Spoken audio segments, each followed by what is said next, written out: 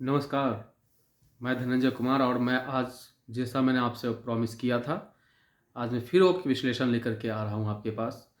और आज हम विश्लेषण करेंगे उत्तर प्रदेश के में होने जा रहे लोकसभा उपचुनाव की मैनपुरी जो सीट है उसकी। आपको यह आश्चर्य हो रहा होगा कि गुजरात जैसे विधानसभा चुनाव को छोड़ के मैं आपको मैनपुरी क्यों लेके जा रहा हूँ। मैनपुरी कोई साधारण लोकसभा सीट नहीं है।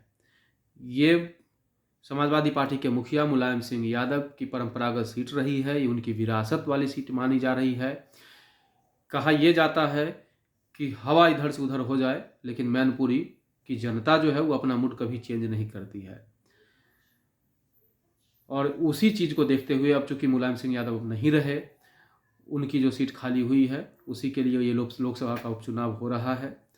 और उनके बाद जब तक ये चुनाव नहीं हुआ है, परिणाम नहीं आ जाते हैं, तब तक हम किसी भी तरह के परिणाम पर मतलब अनुमान नहीं लगा सकते हैं जो कौन जीत के आएगा।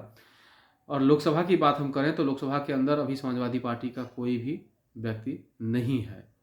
सीट पूरी तरीके से खाली हो चुकी है और ऐसे में ये उपचुनाव परिणाम काफ़ी महत्वपूर्ण है, खास करके मुलायम सिंह यादव परिवार के लिए। और यही वजह है कि अखिलेश यादव की पत्नी जो है डिम्पल यादव, वो इस चुनावी मैदान में है। और भाजपा ने इस बार शाक्य कार्ड खेला है, रघुराज शाक्य को अपना प्रत्याशी बनाया है।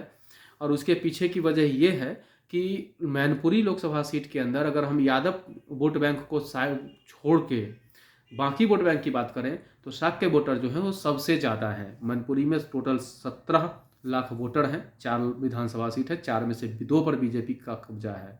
इस बार जो विधानसभा चुनाव हुए थे उस बार 2022 में, उसमें 2 सीटों पर बीजेपी जीती थी और इसे समाजवादी पार्टी और जो मुलायम सिंह यादव परिवार है उसको काफ़ी झटके के रूप में इसको देखा जा रहा था। ऐसी स्थिति में इस लोकसभा सीट का जो चुनावी गणित है वो काफ़ी मज़ेदार है।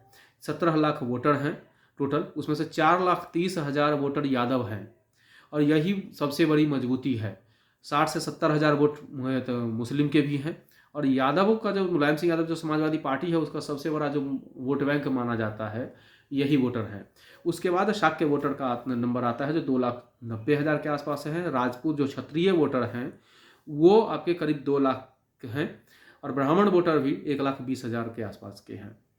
तो ऐसे में बीजेपी शाक्य कार्ड खेल चुकी है। बीजेपी से पहले बीजेपी जो भी अभी हाल के वर्षों में खेल रही है, पिछली बार के लोकसभा 2019 में जो लोकसभा चुनाव हुए हैं उसमें भी शाक्य कार्ड खेली थी बीजेपी।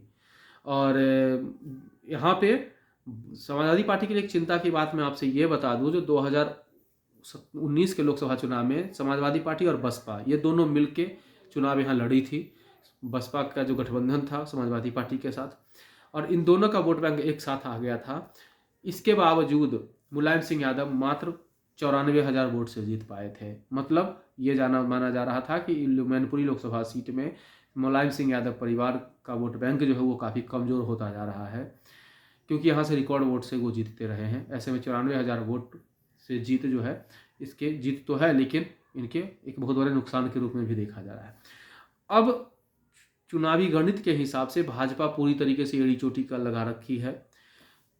पार्टी के बड़े नेता गुजरात के विधानसभा चुनाव में अपना फोकस रखे हुए हैं, लेकिन उनका पूरा ध्यान मैनपुरी में भी है। और यही वजह है जो मैनपुरी में उत्तर प्रदेश भाजपा की इकाई जो है वहाँ पे डेरा डाल चुकी है।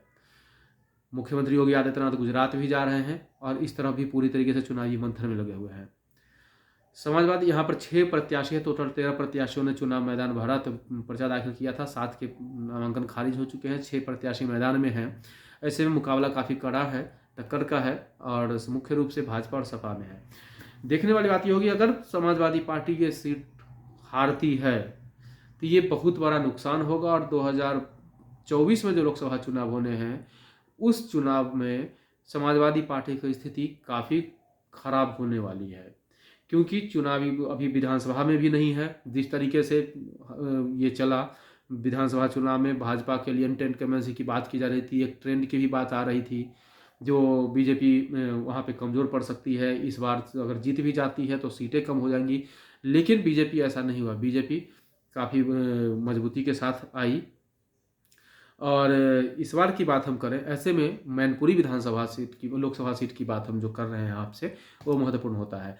यादव वोटर अगर एक साथ हो भी जाते हैं, मान लीजिए 4,30,000 वोटर हैं, और वो सारे के सारे वोट अगर समाजवादी पार्टी की तरफ चले भी जाते हैं, तो शाक्य कार्ड जो बीजेपी ने जो खेला है, और इस बार बसपा नहीं है वहाँ पे, तो शाक्य कार्ड जो बीजेपी ने जो वहाँ पे खेला है, ये बहुत महत्वपूर्ण होगा। शाक्य कार्ड 2,90,000 वोटर हैं। क्षत्रिय और ब्राह्मण के वोट बैंक को ले ले तो 2 लाख और 2 लाख से थोड़ा सा ज़्यादा है क्षत्रिय, और 1,20,000 ब्राह्मण वोटर हैं।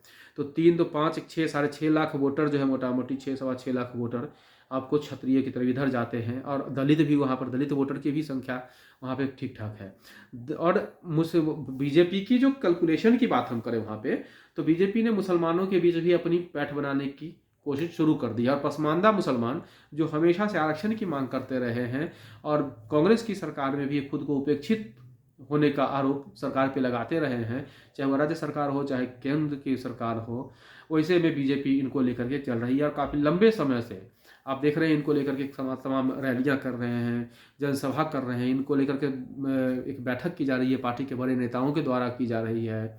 तो ऐसी स्थिति में पसमानदा मुसलमान का वोट बैंक अगर खिसकता है, तो 60-70 हज़ार वहाँ पे टोटल मुस्लिम वोट बैंक है, पसमानदा मुसलमान उसमें से अगर छिटकते हैं, और कुछ शिया वोटर को भी ऐसा माना जाता है, जो शिया वोटरों का रुझान भी बीजेपी की तरफ थोड़ा सा रहता है, नर्म रुख रखते हैं भाजपा को लेकर के, तो इस तरफ जाते हैं। तो ऐसे में चुनावी गणित जो है वो काफ़ी चौंकाने वाला परिणाम लेकर के आ सकता है।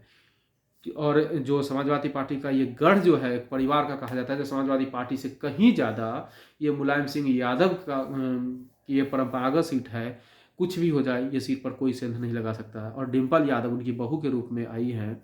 और सबसे बड़ी बात ये है, जो वहाँ पे जो पारिवारिक लड़ाई थी शिवपाल यादव के साथ, ये पारिवारिक लड़ाई भी अब खत्म हो चुकी है, और एक मंच पे, एक छोटे से जगह पे ही सही, मैनपुरी उपचुनाव में, लोकसभा के उपचुनाव में शिवपाल यादव, अखिलेश यादव दोनों एक मंच पे दिखे, और राजनीतिक लड़ाई, अखिलेश यादव ने कहा जो हम पारिवारिक लड़ाई नहीं, व्यक्तिगत लड़ाई नहीं थी, राजनीतिक लड़ाई थी, और वो राजनीतिक लड़ाई भी अब खत्म हो चुकी है। और डिम्पल यादव के लिए पूरा यादव परिवार वहाँ पे चुनाव प्रचार कर रही है। इसके बावजूद अगर मतलब भाजपा की बात हम करें इसको, तो भाजपा जिस तरीके से आक्रामक है वहाँ पे, और मैनपुरी में जो समस्याओं को लेकर के आगे आ रही है, जिस तरीके से या ये परिवार पे जो कह रहे हैं, जो परिवारवाद का आरोप लगाती है बीजेपी वहाँ पे, तो इसको देखते हुए समाजवादी पार्टी के पास जो चुनौती है और एक दुहाई है, जो सिर्फ नेताजी की ये सीट है और उनके उत्तराधिकारी के रूप में उनकी बहू चुनावी मैदान में है, इसके अलावा समाजवादी पार्टी के पास और कोई मुद्दा नहीं है। वो अपनी सीट को इसी नाम पे एक सहानुभूति वोट जिसको हम बोलते हैं उसको लेकर के आती है। इन सब के बावजूद बीजेपी अपनी स्थिति को लेकर के वहाँ पे है। उपचुनाव की बात हम करें, 5 दिसंबर को अभी वहाँ पे उपचुनाव होना है। दूसरी तरफ रामपुर में भी विधानसभा में उपचुनाव, रामपुर विधानसभा सीट जो वहाँ पे भी उपचुनाव है, आजम खान की जो सीट है वो खाली होने के बाद। तो ये सभी सीटें जो हैं वो समाजवादी पार्टी के लिए काफ़ी चुनौती भरी है। अब देखना ये होगा कि वहाँ पे किस तरीके से समाजवादी पार्टी अपनी साख को बचा पाती है, और अपनी जो पारंपरिक सीट है उसको लेकर के कितने वो संजीदा है ये, और जनता वहाँ पे क्या चाह रही है, खास करके जनता का रुख भी जो वहाँ पे बताएगा, जो उन्होंने क्या मन बना के रखा हुआ। मुलायम सिंह यादव तक उनके एक जो यादव परिवार है उनके एक समर्पण था, या फिर उनके बाद भी उस परिवार के प्रति अपनी निष्ठा भाव वो अपनी जनता दिखाती है, या फिर जनता इन सब से ऊपर उठ करके और ये सभी चीज़ों से बाहर निकल के कि कोई और विकल्प की तरफ लेकर के जाती है।